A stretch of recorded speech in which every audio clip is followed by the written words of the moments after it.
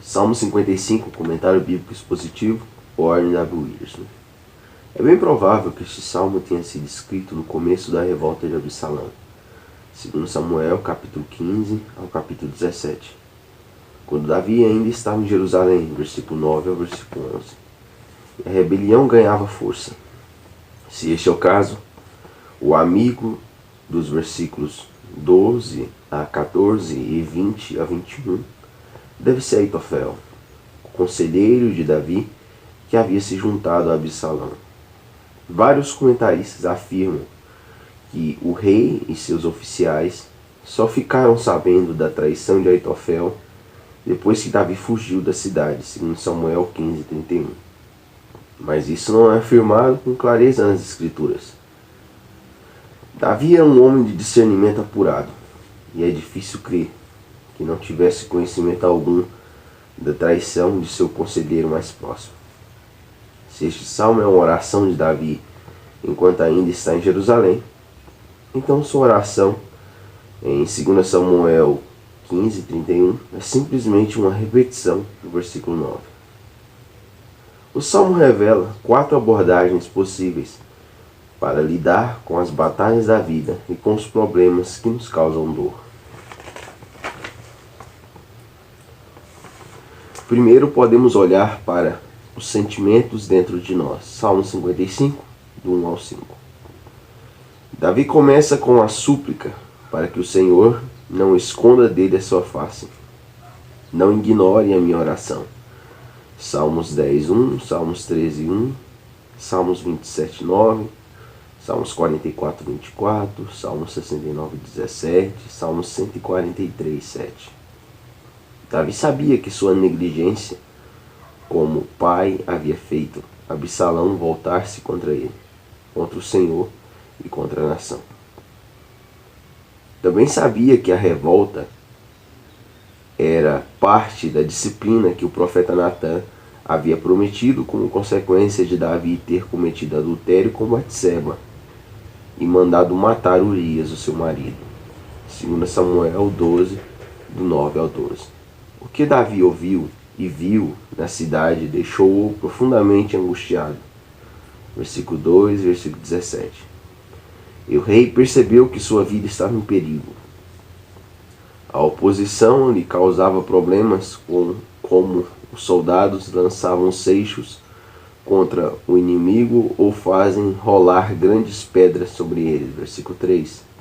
Mas a preocupação de Davi era a segurança de seu povo e com o futuro das promessas do Senhor à dinastia davídica.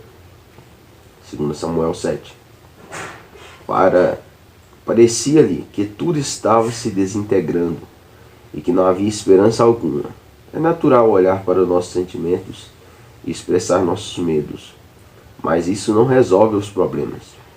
2. Podemos olhar para um refúgio seguro mais além. Salmo 55, do 6 ao 8. Quando nos vemos no meio de dificuldades, a primeira coisa que nos ocorre é: como sair dessa situação? Na verdade, porém, o cristão consagrado deve perguntar: o que posso aprender com essa situação? Davi havia aprendido muitas lições estratégicas enquanto se escondia de Saul no deserto, mas nos anos posteriores de seu reinado ainda teve que aprender outras lições mais importantes.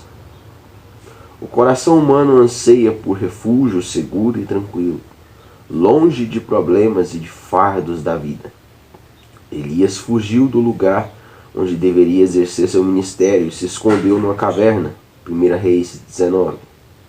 Jeremias desejou uma estalagem sossegada onde pudesse se abrigar dos perversos ao seu redor. Jeremias 9, 2 ao 6. Mas quando teve a oportunidade de sair de Judá, mostrou ser um verdadeiro pastor e permaneceu com seu povo. Jeremias 40, do 1 ao 6. As pombas podem voar para lugares distantes e buscar refúgio nas rochas mais altas. Jeremias 48, 28. Mas não precisamos de asas como de pomba para voar para longe das tempestades.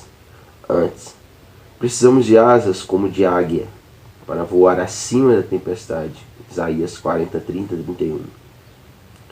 Em mais de uma ocasião, Davi orou pedindo ao Senhor: esconde-me. Salmo 17, 8, Salmo 27, 5, Salmo 64, 2. E Deus respondeu a sua oração. De fato, Davi fugiu de Jerusalém, 2 Samuel 15, 14, e se abrigou no deserto do outro lado do Jordão, em Manaim. 3. Podemos olhar para as circunstâncias ao nosso redor. Salmo 55, do 9 ao 15, 20 e 21. Davi não se negava a encarar a realidade. Sabia o que se passava ao seu redor. Dirigia as operações com a competência digna de sua reputação. Além disso, porém, orou ao Senhor pedindo que causasse confusão no meio dos homens de Absalão. Versículo 9, 2 Samuel 15, 31. E foi exatamente o que aconteceu. O Senhor usou Uzai para influenciar Absalão a rejeitar o conselho de Aitofel, o que, por fim, levou à derrota do exército rebelde. 2 Samuel 16, 15, 2 Samuel 17, 31. Enquanto ainda estava em Jerusalém, Davi pôde ver com os próprios olhos a violência e os conflitos, à medida que cada um se posicionava de um lado da rebelião, sendo que muitos seguiram Absalão.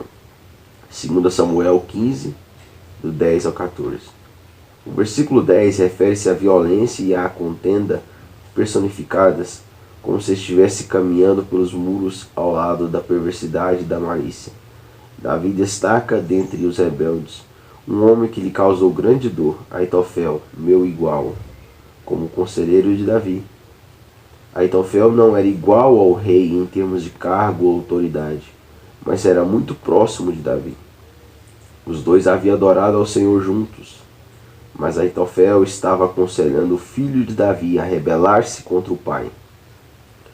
Nos versículos 10 e 21, Davi fala novamente de Aitofel, mencionando como ele rompeu a aliança de sua amizade com o rei e com seu discurso era persuasivo.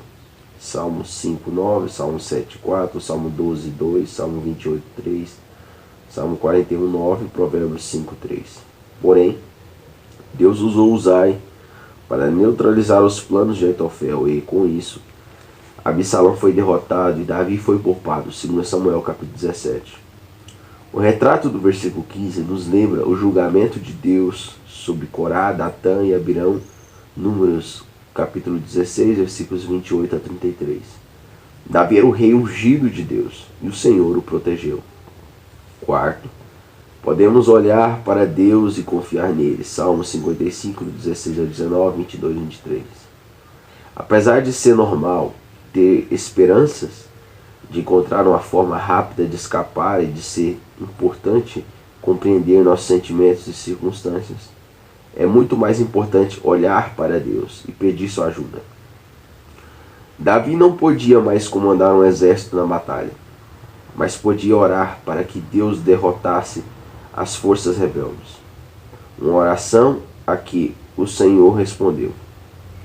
No texto original, Davi usa a designação Jeová, o nome de Deus na aliança, ao dizer: o Senhor me salvará. Versículo 16. O povo de Israel tinha certos horários fixos para orar. Daniel 6, 10, Atos 3, 1. Mas a expressão à tarde, pela manhã e ao meio-dia, versículo 17, significa que Davi estava orando o dia todo. Sem dúvida, também orou durante a noite, versículo 10. Davi estava certo de que o Senhor o ouviria e o resgataria, pois se encontrava entronizado no céu, inteiramente no controle. O trono de Davi corria perigo, mas o trono de Deus estava seguro. Salmos 9, 7, 8, Salmos 29, 10, Salmos 74, 12. Durante os anos difíceis de preparação, Davi havia passado por várias mudanças e aprendido com isso a confiar no Deus que nunca muda. Malaquias 3:6, Tiago 1:17. Absalão e seus amigos viveram em meio ao luxo e à comodidade e nada sabiam dos desafios envolvidos nas circunstâncias incertas. Não tinham fé em Deus, nem temor do Senhor. Uma vida próspera pode ser fácil, até nos vermos em meio à tempestade e descobrimos como estamos despreparados, pois aquilo que a vida faz conosco depende do que ela encontra em nós.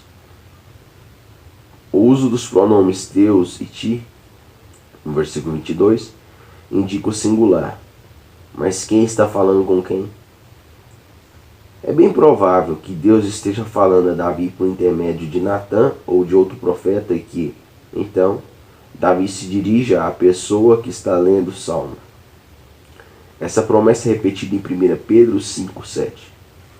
O termo cuidados, que também significa, pode ser traduzido por fardos, significa aquilo que lhe é entregue e nos faz lembrar até mesmo os fardos da vida vêm das mãos e do coração amoroso de Deus. Salmos 31:11, Romanos 8:28.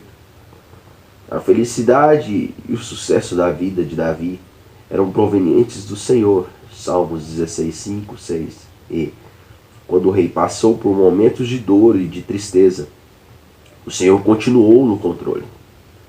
Davi encerra o salmo falando ao Senhor e declara sua fé. Salmos 7:1, Salmos 10:1. Certo de que Deus julgaria seus inimigos. Será que com isso estava prenunciando o suicídio de Aitofel, segundo Samuel 17:23? Não devemos nos esquecer de que Jesus Cristo também foi traído por um homem que depois se enforcou. Mateus 27, do 1 ao 10. Também atravessou o vale de Cedron, segundo Samuel 15:23, João 18:1. E chorou no Monte das Oliveiras, segundo Samuel 15:30, Lucas 22, 39, 44, Hebreus 5:7. Rejeitado pelo próprio povo, hoje ele está entronizado nos céus e um dia voltará a Jerusalém para estabelecer seu reino. Zacarias 14:4.